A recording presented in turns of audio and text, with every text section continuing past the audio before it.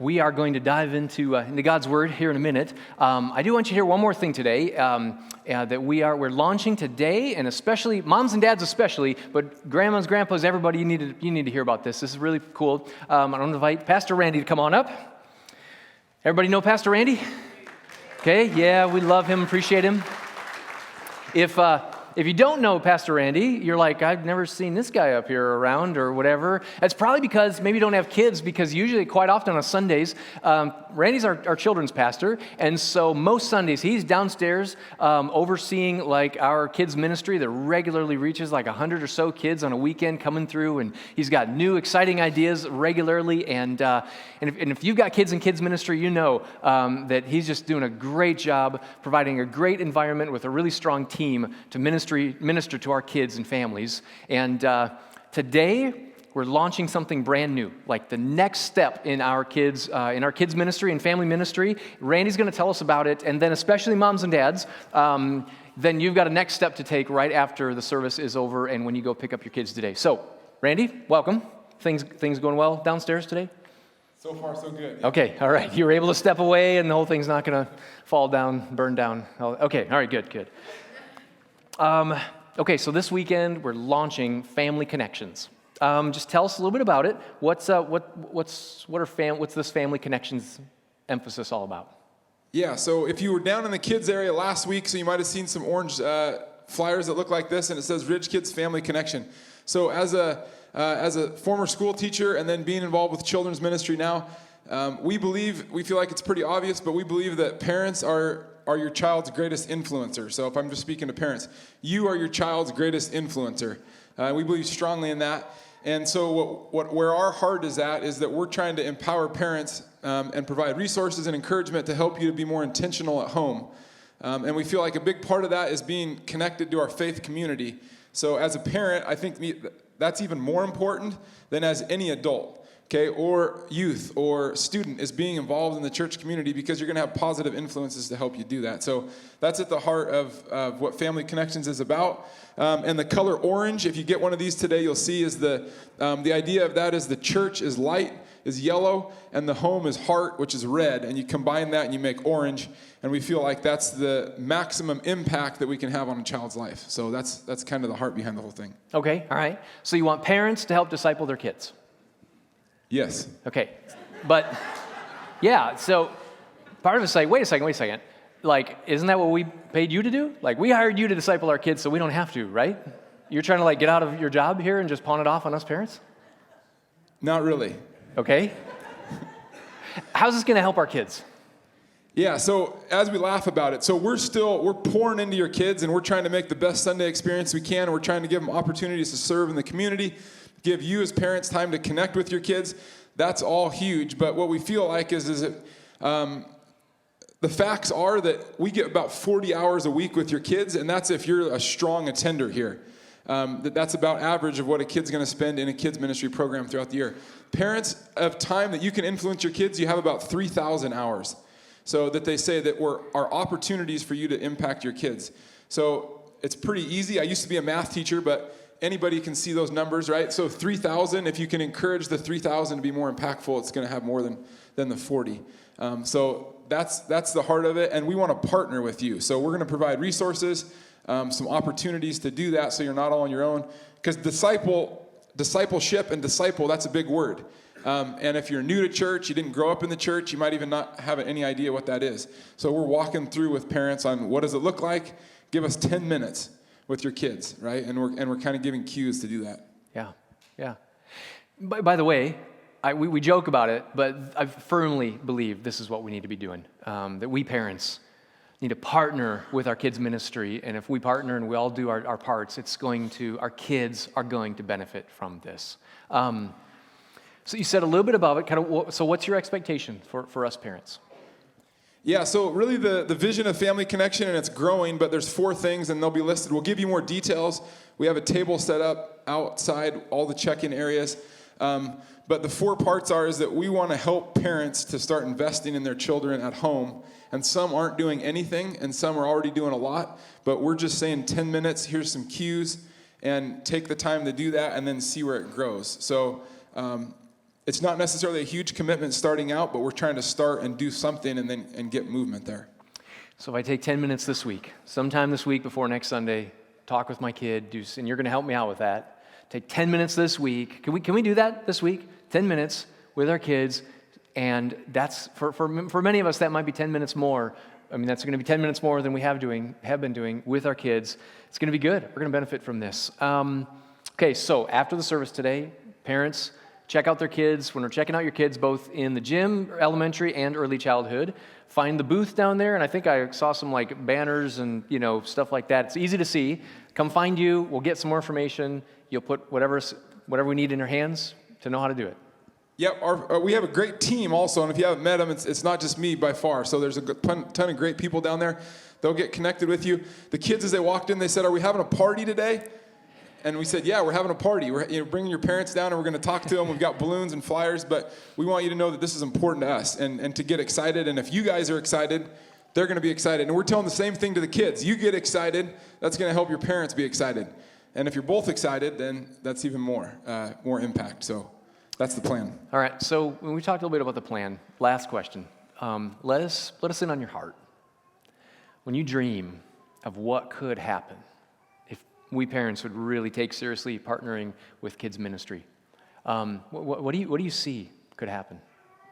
Yeah, so if you take that question and I turn it back on you guys, think of someone in your life that was greatly impactful in your faith, right? Just picture that person.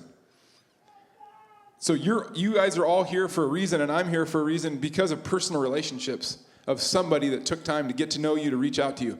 So parents, that's the greatest opportunity. And even if you haven't done a good job of it in the past, let's start right now, right? And start doing that. And if everybody did that and we were all working together, I mean, I can't even imagine what that would look like. But if you've come from past situations where you just drop your kids off at church, they're going to disciple them, Randy's going to do a great job, I'm just going to wash my hands of it. Or maybe you didn't do that and you tried to do it all on your own. But if we work together, and that's anywhere in the church, but if we do that as parents in children's ministry, I think amazing things could happen when parents start getting involved. All right, there you go. So before you go home today, check out your kids, stop at the booth, get the information, try it this week, and let's see what God does in our families this week. One more thing. Okay. And for those of you that don't have kids in children's ministry or grandkids, you can be involved. So that doesn't mean serve on Sundays. We do need people to serve on Sundays, but we have prayer partners. You can get connected with a young family and be praying for them daily. Okay, that's huge. Or just befriend a young family. Walk up to them, talk to them. It's hard to get here to church, right? It's hard for all of us to get here. And if you have 3 kids that you're having to prepare, it's hard to do that. So just go and talk to them. Ask them how their day's going. Everybody here has a part in that, I believe. Nice. Thanks, Randy. Appreciate it. All right, you go find them after church.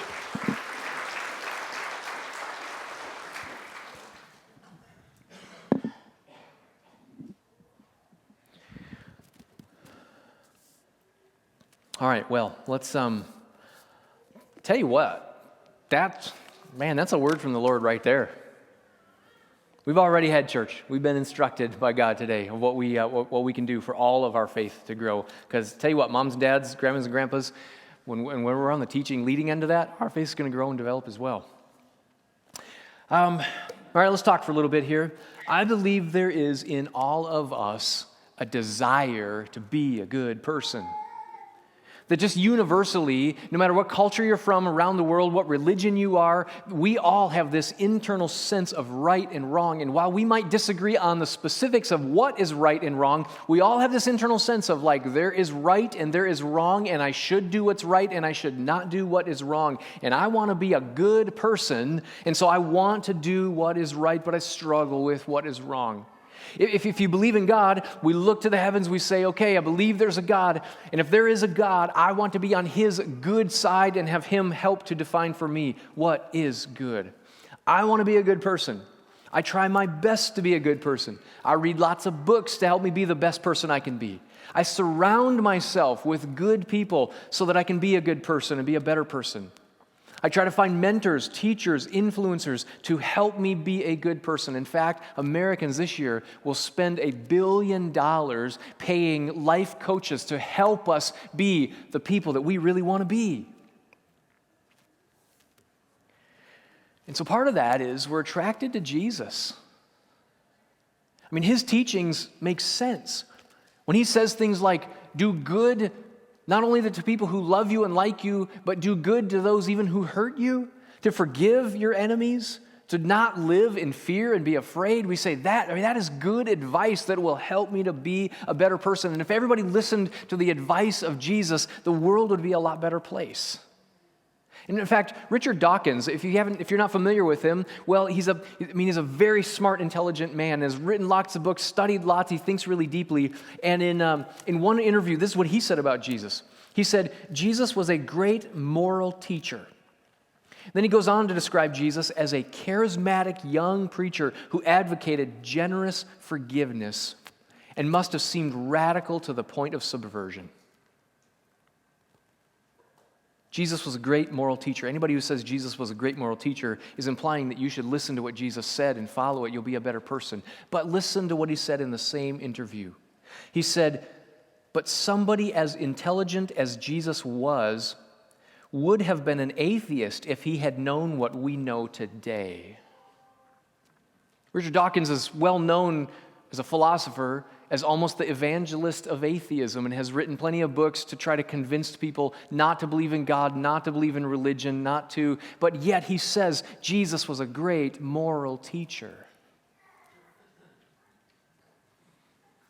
So maybe we can just start with this place, like we can agree that Jesus was a great moral teacher, but is that enough? And I'm going to push us to think today. See, part of the challenge is even for those of us who are not atheists, we believe in Jesus and we're trusting our lives in Jesus, maybe part of the challenge is that we have too often simplified Jesus' message down too much. I mean, the most common summary of Jesus' message, the message of the Bible, is love God, love others. And while that's true and that is a summary, and Jesus even suggested that was a summary of all the Old Testament, here's what I want to challenge you to think today, that maybe that's not enough. Now, you could argue back and say, but wait, didn't Jesus say that we should have the faith of a child? And that in doing so, he suggested that we adults tend to make things that are supposed to be simple too complex and too complicated, and that Jesus advocated a simple faith of a child, and that you don't need to have a deeply intellectual, complicated, complex faith, that you can have a faith as simple as a child.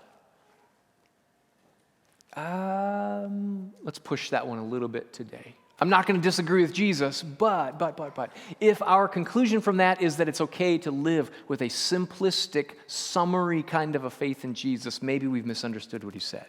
But I can understand how we get there, right? Because when you've tried to read the Bible, you've discovered that it is complicated, that it is sometimes confusing.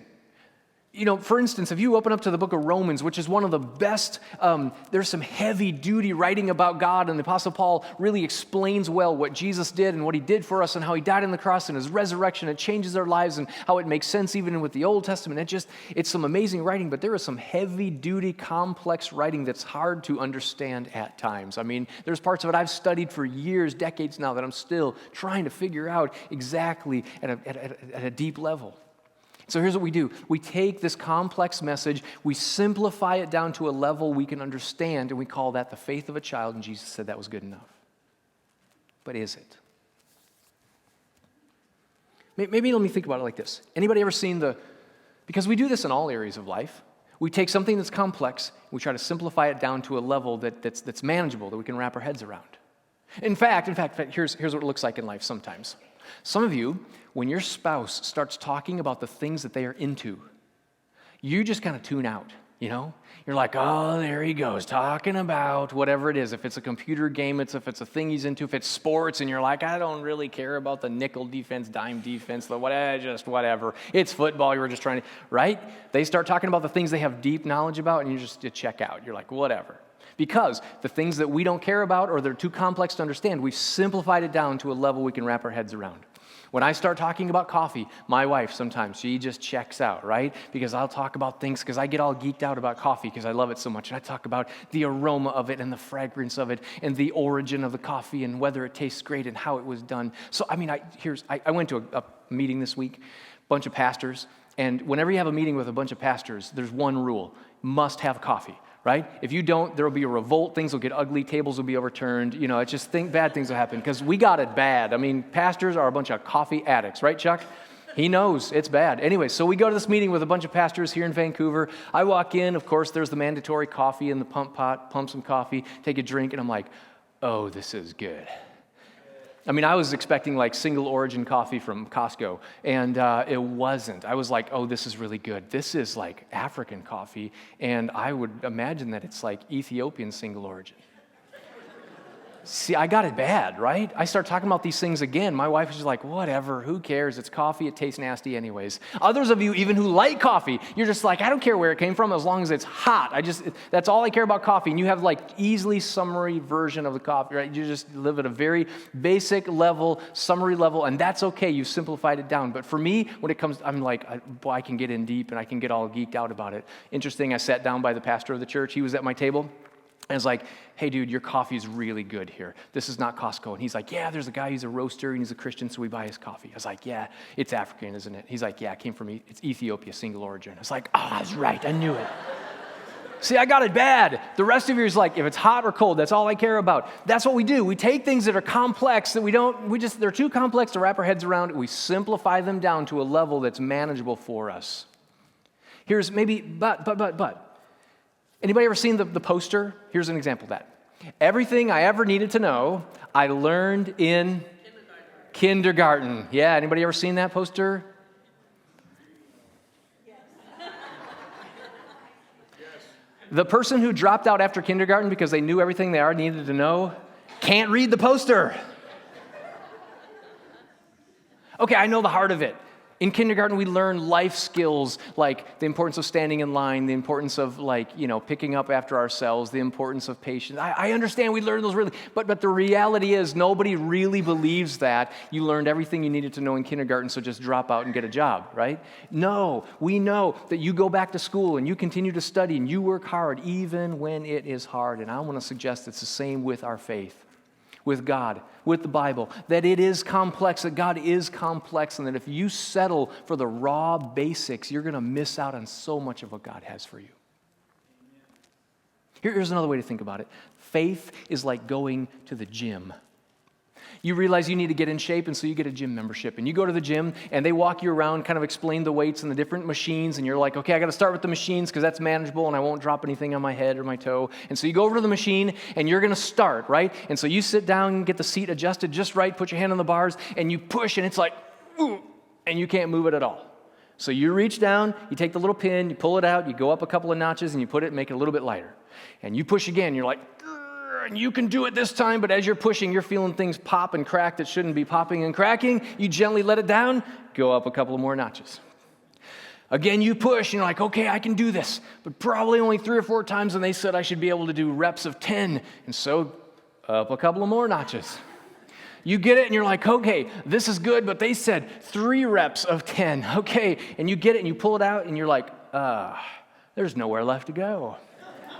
So you take the little pin, and you just kind of balance it on the very top of the stack, because you don't want to have it hanging there, bouncing there. Balance it on the very top of the stack, and you're like, now this is my level. I can work out like this 3 sets of 10.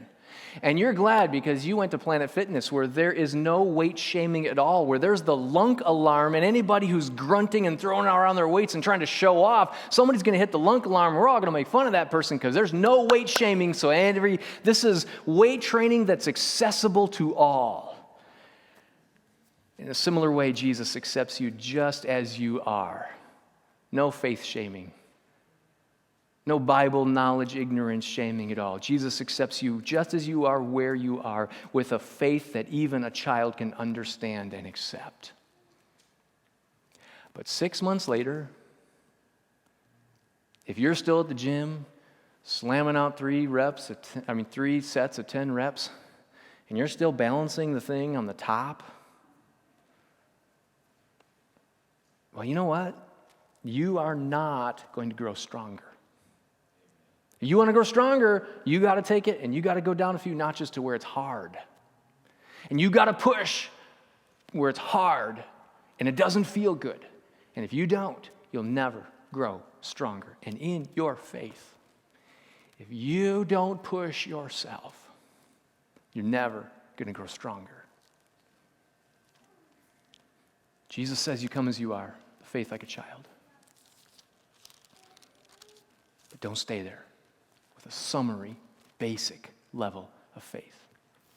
The Apostle Paul, he writes to a group of Christians in the city of Colossae, and that's why it's called Colossians, because the people lived in the city. And, well, this is what he writes to them. How about we all read this? Let's read this out loud together. So then, just as you received Christ Jesus as Lord, continue to live your lives in Him, rooted and built up in Him, strengthened in the faith as you were taught, and overflowing with thankfulness. See, these guys, they were under pressure for their faith. They were under pressure by family and friends who disagreed with them and who weren't following Jesus. And he says, hey, look, you believe in Jesus and He's changed your life. You came to Jesus with the faith of a child. But if you are going to withstand the pressure of a culture, family and friends around you who don't agree with you and who are in opposition to your faith, if you are going to withstand the pressure, you have got to be strong in your faith. You've got to be rooted. You've got to be built up in Him, strengthened in the faith. And if you just settle for a basic level of understanding of Jesus, you're just working out with the pin on the top of the stack. You gotta be strengthened. So for the next 3 weeks, we're going to dig deep. And I'm going to invite you to open up your minds and to think deeply. I'm going to invite you to enlarge your capacity for God and how you imagine and how you understand God. And you know what? I just believe that you're going to allow God to do something new in your life. So for the next few weeks here in September, we're going to dig deep. We're going to think really deeply about Jesus. At the same time, then in October, I'm really working on a series of messages that are going to be very practical. And so I'm going to ask you in these weeks here this is going to be heavy thinking, heavy teaching kind of a series, because I want you to think deeply about Jesus. And here's what we're going to think deeply about Jesus. Jesus, the man and the message. And I want you to discover that Jesus is so much more than just a man and just a good moral teacher. I want you to understand that Jesus' mission was so much more than to just forgive your sins and get you into heaven.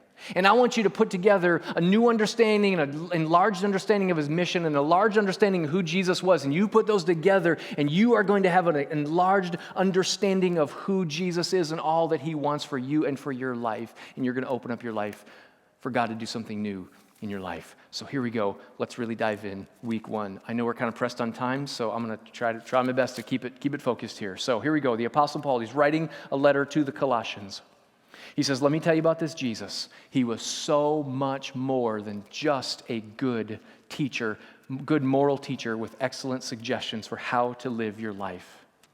And he launches into this description of Jesus. It's only like a paragraph long, but it is deep, it is beautiful, it pushes us to think. Look what he says here. Colossians chapter 1, starting at verse 15. Well, really only verse 15 is pretty much what we're going to look at today. The Son, as in Jesus, the Son of God. The Son is the image of the invisible God. Now, wait a second, if God's invisible, how can there be an image of Him? Exactly the point. The Son, Jesus, is the image of the invisible God. Now, if you were living 2,000 years ago in the city of Colossae, when you read this verse, you would see something. Notice something different. That word image there, you would have seen the word icon. In fact, if you want to take notes today, in this series, this will be kind of a note-taking series, writing some things down so we can kind of think about it throughout the week. But in your in the bulletin there, in the discussion questions on the front page, there's some fill-in-the-blanks.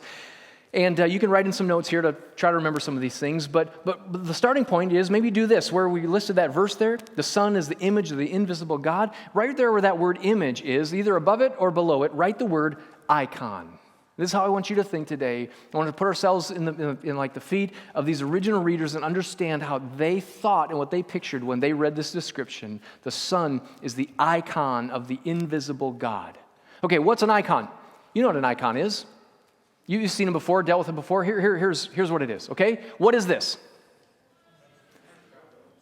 Pepsi. Oh, wait. Pepsi is something you drink out of a can or a glass. That's like a random picture of red, white, and blue in some weird shapes. That's not a glass of pop. But when you saw it, you said, it's Pepsi. Oh, what you mean is, it's an icon that makes you think of Pepsi. And now you're like, thanks a lot, Jason. I was thinking about God.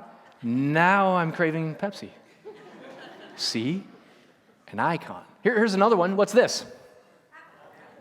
Apple. As in apple. Well, there's lots of apples. As in computer, the phone that's in your pocket, the watch that's on your arm, ultra domination of the digital universe. You know what's interesting? In church, you saw a picture of an apple with a bite taken out of it, and you didn't think of Adam and Eve in Genesis chapter 3. Not at all. Is the power of an icon. Okay, I'm gonna show you something. Tell me the first thing that comes to mind. What's this? Come on. Wait, what? Okay, how about the next one? This one. First thing that comes to mind. I'm messing with your head. And you're like, wait a second. Yeah, I was also told that I should be careful that I made an enemy and that Sadie and Josie's may come after me for this one. Like, this is not an advertisement at all. It's just to kind of make you think I'm intentionally confusing you so that you don't go to the chains. You'll just go to the one in the center and buy the real donuts. Anyways, okay.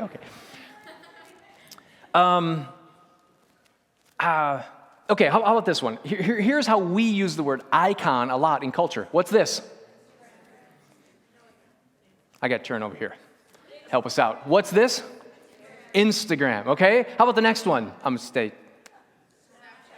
Snapchat, right? I'm looking over here. You should have seen it last night, Saturday night service. Average age is like incredibly higher, or not incredibly, a little bit higher. This was a challenge, right? And I'm not making fun of anybody. It was like, I didn't think through this very well. Okay. Don't go to the next one yet. Here's one. Oh, we already did. Okay, here's one we can all. Facebook, yeah. This is how we use the word icon. If you have the icon on your phone, and I see it on your phone, I know that you have Facebook. This simple little image represents what's on your phone. You see it, you push it, icon represents something. If you and I were living 2,000 years ago, this word icon would give you a mental image, in this case, of just how great Jesus is. This is what icons do. First of all, an icon is a representation. An icon represents something else that is bigger and greater. And here's what we read here. The Son, Jesus, is the icon of the invisible God. The Son, Jesus, is the representation of the invisible God. God who is invisible. And therefore, he is hard to relate to, hard to understand, is represented by Jesus. But look what he says here. More than just he's a representative, he's an icon. The Son is the image of the invisible God. The Son, Jesus, is the icon of the invisible God. He is the representation. And here's what this means for me. Here's how it gets really practical. When I hear Jesus teach, I am hearing the teaching of God himself.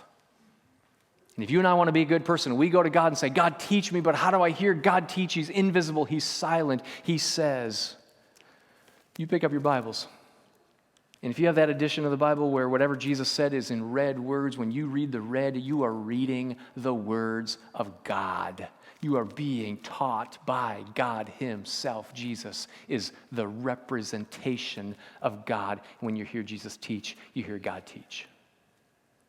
That's not all, though. Think about this. What would the perfect representation be? Here's another way to think of the word icon. An icon is a manifestation. Okay, I know it's a big word, but here's what it means. When you have something in your imagination that becomes real, something that's kind of vague and kind of ethereal becomes concrete, that's a manifestation of something that's kind of vague. So here's an example, like love. We like it, it makes us feel good. The word love has some good feelings attached to it, but it's kind of vague, isn't it?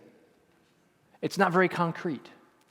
But when you see a young mother who's exhausted, tired, missing out on so much sleep. And she picks up her crying baby and she holds that crying baby that just won't be comforted, and she just holds her baby close and comforts it. You see love. It is a manifestation of something in our minds that's vague and ethereal. Love is manifested in real life. And the perfect representation would be a manifestation. Colossians 1:15, the Son is the icon of the invisible God. Jesus is the manifestation of the invisible God.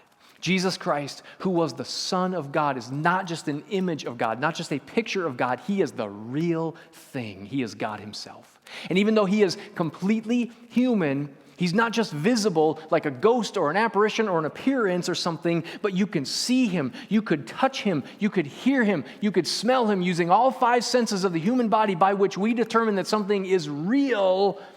He was human completely, 100%. And here's what this means for me. When I touch Jesus, I am touching God. Now, I know this is hard for us because we're not living here when there were people still walking on earth who had seen and been physically with Jesus. Like right now, the Bible tells us Jesus is sitting at the right hand of God the Father. And he will return in bodily form. We're going to see him. We're going to be able to touch him. But here's what this meant. Paul's writing and he says, hey guys, here's how great Jesus is. Jesus is the manifestation of God. And for those of you who are around, and you were with Jesus, when you touched him, or better, he touched you and healed you of your sicknesses, diseases, you were touched by God himself.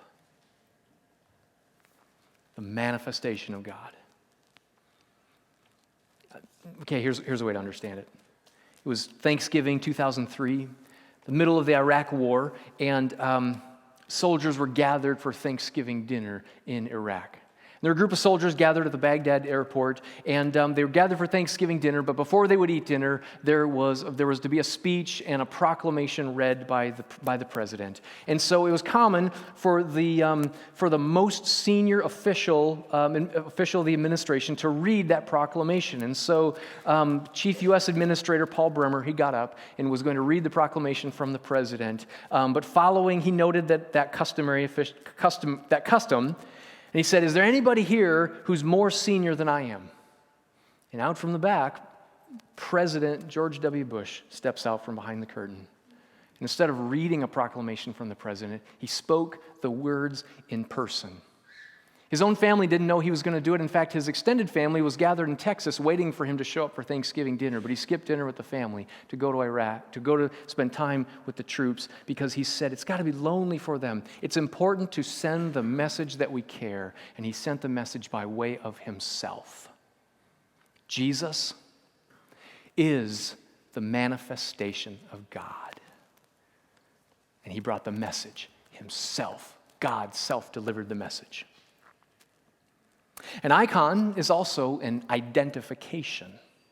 If I have something valuable that belongs to you, and I put out a lost and found notice, you may come and claim your item, but I want to make sure that it's really you, and so I'll ask for some photo ID. And so you pull out the photo ID, and the picture matches you and the name and whatever you tell me your name is, and so I give it to you. But what about when you're living in an ancient culture where there were no cameras, there were no photo IDs? That the young man writing home to his father sends a little drawing that someone else had drew of himself, and he called it an icon. But even there was something else though. When an icon for the readers here, they would have understood it this way. That whenever you would sign a contract with somebody and you would write your name at the bottom of the contract, and both parties would write their name, sign their name, but because there was no photo ID, how do I know that I can collect on the contract? If I lend you some money and you say you're going to pay it back, and if you don't, I can take your house or whatever. You don't pay it back, I go back to you and you say, that's not me. There's lots of people named Jason. That's not me. And how do we prove it without DNA, without fingerprints, without photo ID? And so what they would do is they'd write a contract, and underneath their signatures, they would write a brief description of the person whose name was signed above. And every contract included this brief description that might include their height, their hair color, where they were born, distinguishing marks, enough of a description so they couldn't deny it was them and they could be held to their contracts. It was an icon. Jesus is the picture ID of God. And when you ask God to show you ID of who he really is, the distinguishing characteristics of God, he shows you Jesus. Here's what this means for you. When I wonder what God is like, I must turn to Jesus. And Jesus will show me everything I need to know about what God is like. The Apostle Paul writing in this brief little paragraph, here's what he says. Verse 19, for God was pleased to have all of his fullness dwell in him, Jesus. Not just a part of him, not just that Jesus reveals part of who God is. Jesus is the fullness of God. Jesus is the completeness of God. Jesus is the entirety of God. Jesus reveals the entirety of what God is like.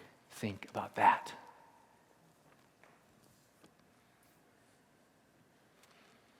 I hope that you're going to go home today and you're going to say, man, Jesus, he is so much more than I thought he was. Bigger, greater, so much more than just a good moral teacher. I know I've asked you to think hard, to put some more weight on the machine. My goal in that is that we would see that Jesus is better than you ever knew. Because there's a desire in you to be a good person, an internal sense of right and wrong. And you want to be a good person. And you try your best to be a good person. You read lots of books to help you be the best person you can be. You surround yourself with good people so you can be a good person. You find mentors and teachers who will help you to be a good person. And so you are attracted to Jesus because his teachings make sense. And you say, Jesus, can you help me be a good person? And Jesus says to you, yes, and more than just that. Because it's more than good teachings, and I'm more than a good teacher. Jesus says, I am God in the flesh, and I have the power not only to help you be a good person, I have the power to transform your heart and change you into a good person so that, get this, when God sees you, he sees a person who is holy. And that's so much better than being just a good person. Think I'm wrong? Right after this beautiful description of Jesus, this is what the Apostle Paul writes. He says, once you were alienated from God. You were enemies in your minds because of your evil behavior. But now, God has reconciled you by Christ's body through death to present you holy in his sight, without blemish, free from accusation. So that you can stand before God. Not just being a good person who did more good things than you did bad things. You can stand before God, and he looks at you, and he sees a person who is holy, without blemish, with no accusation. And you see, I think more than we want to be a good person, that's what we really want. It's for God to see us as his and holy. Which is the last way that we understand what an icon is. An icon is an inspiration. What that means for you, that means for me, is that when I discover Jesus, I discover who I was always meant to be. We read in the creation story that God said, okay, now let's create humans. God said, let's create humans in our own image, and God created us in his own image. But our sinful choices, our selfish choices, have so corrupted the image of God in us that it's hard for us to know where the good ends and the bad begins and separate the godly parts from the ungodly parts. And if we're honest, we'll admit that we can't even seem to live up to our own desires for how good of a person we think we should be. And Jesus says, exactly. So let me, Jesus, be the inspiration for the man or woman you've always wanted to be. He says, you can read about me, study me, most importantly, listen to the teachings of Jesus. You discover how short you fall, and Jesus says, I also came to save you from yourself, and I died on a cross to do that. Jesus says, let me project my image onto your life. And with me working in your heart and life, you will begin to look, talk, and act like me. And that's who you were meant to be all along, with the image of God on your life, the image of God in your life.